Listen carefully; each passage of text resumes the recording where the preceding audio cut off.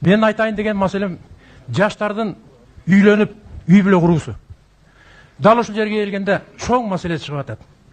Мурда оозунан сүтү кетелек уул кыздарыбызды ата-энелер бири-бири менен сүйлөшүп, калыңын чечип, бычып, ата-энелер калыңын көздөчүлөр. Азыр ата-эне өзүнчө алдыга чөт. Кыздар өзүнчө махыр сурайт. Махыр десе бул калың экен. Бул Рахматолур чубага айтып кеткен. Калыңдын арабчасы махыр.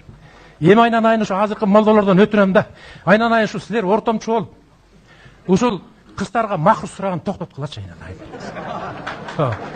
Бу нике кыйып атканда сен каз эмессиң, илгеркиче айтканда.